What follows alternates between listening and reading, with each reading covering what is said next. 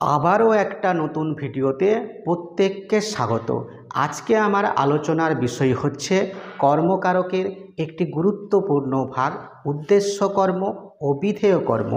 এই ভাগ সম্পর্কে তোমাদের সুন্দরভাবে এবং সহজ টেকনিক অবলম্বন করে বিষয়টা পরিবেশন করার চেষ্টা করছি।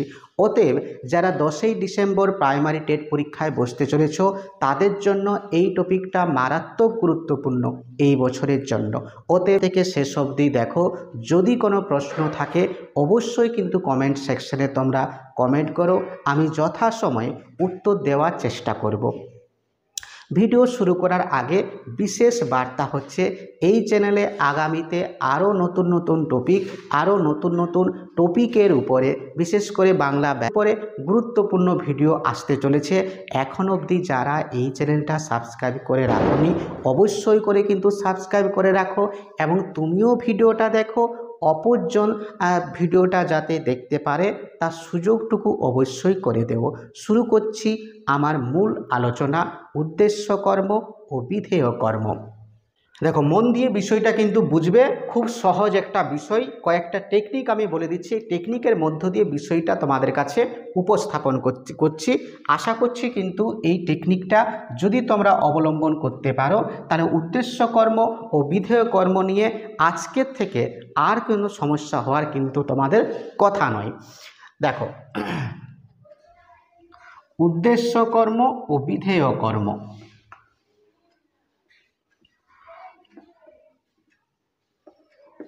উদ্দেশ্য কর্ম ও বিধেয় কর্ম।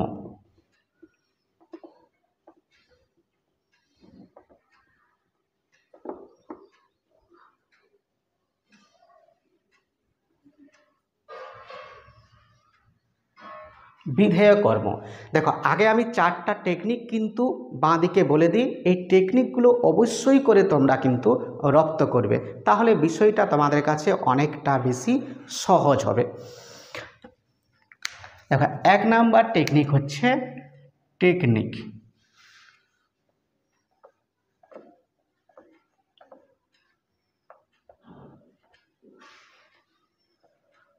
টেকনিক 1 নাম্বার হচ্ছে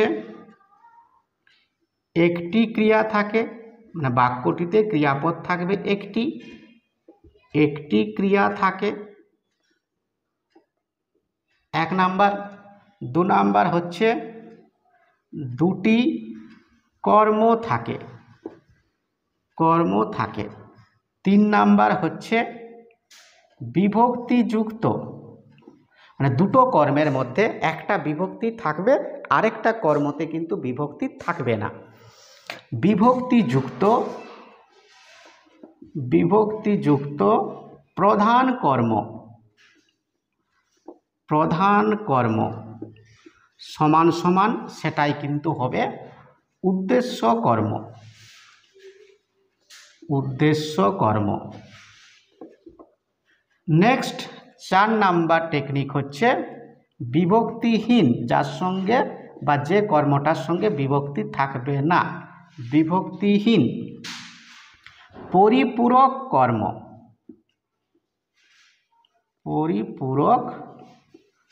কর্ম সমান সেই কর্মটাই হবে বা সেই কর্মটাকেই বলা হবে বিধেয় কর্ম।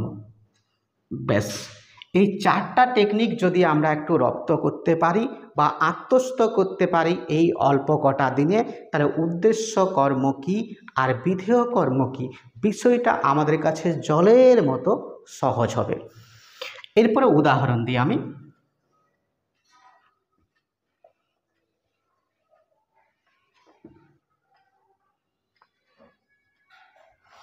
দেখো, দুটো বাক্য লিখব, দুটো উদাহরণ দেব। 1 নাম্বার হচ্ছে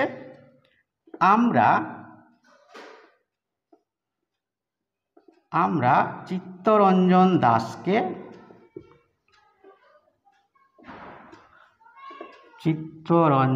দাসকে দেশবন্ধু বলি।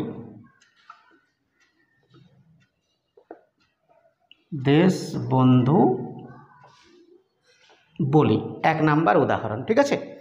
নেক্সট 2 নাম্বার হচ্ছে গলা শুনে কেশবকে অভিষেক বলে মনে করেছি। কেশবকে অভিষেক বলে মনে করেছি। দেখো প্রচুর উদাহরণ আছে, দুটো উদাহরণেই আমি কিন্তু দিচ্ছি, তাহলে ভিডিওটা অনেকটা ছোট হবে এবং তোমাদের কাছে বিষয়টা বুঝতে আরও সহজ হবে। দেখো তাহলে আমাদের কাজটা কি, বাক্যটা প্রথমে দেখতে হবে, অ্যাট ফার্স্ট ক্রিয়াপদ কটা আছে সেটা বের করতে হবে। একটা বলেছি আমি, একটি ক্রিয়া থাকবে। 1 নাম্বার পয়েন্ট হচ্ছে টেকনিকে একটি ক্রিয়া থাকে। তাহলে এরপরে বাক্যটায় আসো, উদাহরণে আমরা চিত্তরঞ্জন দাসকে দেশবন্ধু বলি। তাহলে এখানে বলি ক্রিয়া পেয়েছি আমি, একটি ক্রিয়া আছে বাক্যটাতে, পরিষ্কার 1 নাম্বার। তাহলে 1 নাম্বার গল্প আমাদের শেষ। 2 নাম্বার হচ্ছে দুটি কর্ম থাকে। দেখো বাক্যে কর্ম বের করতে গেলে ক্রিয়াপদকে কি অথবা কাকে দিয়ে প্রশ্ন করতে হয়, উত্তর যদি পাই তাহলে সেটাই হচ্ছে বাক্যটাতে কর্ম বা কর্মপদ। তাহলে আমরা কাকে ঠান্ডা মাথায় বুঝবে, আমরা কাকে, চিত্তরঞ্জন দাসকে, একটা কর্ম। আমরা কাকে কি বলি, দেশবন্ধু বলি। তাহলে দেশবন্ধু একটা উত্তর পাচ্ছি। তাহলে এখানে চিত্তরঞ্জন দাসকে একটা, আমরা কাকে, চিত্তরঞ্জন দাসকে, এটা একটা কর্ম। আর কি বলি না দেশবন্ধু বলি, এটাও হচ্ছে একটা কর্ম। এরপরে আসো 3 নাম্বার টেকনিক। তাহলে 2 নাম্বার গল্প আমাদের শেষ হয়ে গেল। 3 নাম্বার গল্প হচ্ছে এই দুটো কর্মের মধ্যে বিভক্তি যার সাথে যুক্ত থাকবে, বিভক্তিযুক্ত প্রধান কর্ম সমান উদ্দেশ্য কর্ম। দেখো আগে খেয়াল করো, চিত্তরঞ্জন দাস আর দেশবন্ধু দুজন কি আলাদা ব্যক্তি নাকি একই ব্যক্তি? একই ব্যক্তি। তাহলে একটা হচ্ছে প্রধান কর্ম আর একটা হচ্ছে পরিপূরক কর্ম, মানে প্রধান কর্মটার সঙ্গে বিভক্তি যোগ থাকবে সেটাই হচ্ছে উদ্দেশ্য কর্ম, আর যে কর্মটার সঙ্গে বিভক্তি যোগ থাকবে না সেটাই হচ্ছে বিধেয় কর্ম। তাহলে এখানে খেয়াল করো, চিত্তরঞ্জন দাস কে, এখানে কে বিভক্তি কিন্তু আছে, এই বিভক্তি যেটাতে আছে সেটাই হচ্ছে উদ্দেশ্য কর্ম। তাহলে চিত্তরঞ্জন দাস এইটা হচ্ছে উদ্দেশ্য কর্ম, ঠিক আছে। আর বিভক্তি যোগ নেই যেটা, যে কর্মটাতে, যেটা পরিপূরক কর্ম, সেই কর্মটাই হচ্ছে বিধেয় কর্ম। তাহলে দেশবন্ধুর সঙ্গে কোনো বিভক্তি কিন্তু যোগ নেই বা শূন্য বিভক্তি আছে, তাহলে দেশবন্ধু হচ্ছে বিধেয় কর্ম, ঠিক আছে। এরপর সংজ্ঞা কি হবে না, একটাই ক্রিয়া আছে, তাহলে একই ক্রিয়ার যদি দুটো কর্ম থাকে, একই ক্রিয়ার যদি দুটো কর্ম থাকে তাহলে বিভক্তিযুক্ত প্রধান কর্মটিকে বলা হচ্ছে উদ্দেশ্য কর্ম, আর বিভক্তিহীন পরিপূরক কর্মটিকে বলা হচ্ছে বিধেয় কর্ম, ঠিক আছে। আবার সংজ্ঞাটা বলি, একই ক্রিয়ার যদি দুটো কর্ম থাকে তাহলে বিভক্তিযুক্ত প্রধান কর্মটিকে বলা হয় উদ্দেশ্য কর্ম, আর বিভক্তিহীন পরিপূরক কর্মটিকে বলা হয় বিধেয় কর্ম। বলো বিষয়টা তোমাদের কাছে সহজ হলো কি না? আশা করছি বিষয়টা তোমাদের কাছে সহজ হয়েছে। যদি নাও সহজ হয়ে থাকে আবার একটা উদাহরণ দেখো, ব্যাখ্যা করছি। তাহলে বলেছি একটি ক্রিয়া থাকে, গলা শুনে কেশবকে অভিষেক বলে মনে করেছি, এই করেছিটা হচ্ছে ক্রিয়া এবং বাক্যটাতে একটাই আছে। দুটি কর্ম থাকে, ঠিক আছে, দুটি কর্ম থাকে, এই পয়েন্টটা হচ্ছে ভাইটাল পয়েন্ট। এই 2, 3, 4 এই 3টা পয়েন্ট হচ্ছে কিন্তু ভাইটাল পয়েন্ট, ঠিক আছে, বা গুরুত্বপূর্ণ পয়েন্ট। এরপরে হচ্ছে দুটি কর্ম থাকে, কি বা কাকে দিয়ে প্রশ্ন করো, গলা শুনে কাকে, কেশবকে, এটা একটা কর্ম। তাহলে কেশবকে হচ্ছে একটা কর্ম।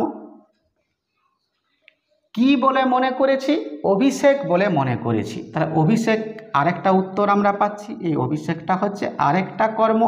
এরপরে খেয়াল করো যে এই কেশবকে হচ্ছে প্রধান কর্ম, কারণ তার সঙ্গে কিন্তু বিভক্তি কে যখন যোগ আছে, বিভক্তি যোগ থাকা মানেই সেটা হচ্ছে প্রধান কর্ম, আর প্রধান কর্ম মানেই বলে দিচ্ছি সেটাই হবে উদ্দেশ্য কর্ম।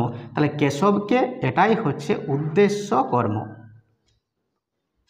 আর বিভক্তি কার সঙ্গে যোগ নেই, অভিষেকের সঙ্গে কোনো বিভক্তি যোগ নেই, এটা হচ্ছে পরিপূরক কর্ম, এই অভিষেকটাই হচ্ছে বিধেয় কর্ম। বিধেয় কর্ম। ঠিক আছে, বিষয়টা সহজ হলো।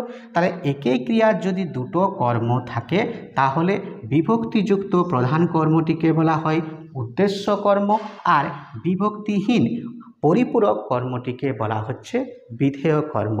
আশা করছি উদ্দেশ্য কর্ম এবং বিধেয় কর্ম চিহ্নিত করতে বা নির্ণয় করতে তোমাদের এখন থেকে আর কোনো সমস্যা হওয়ার কথা নয়।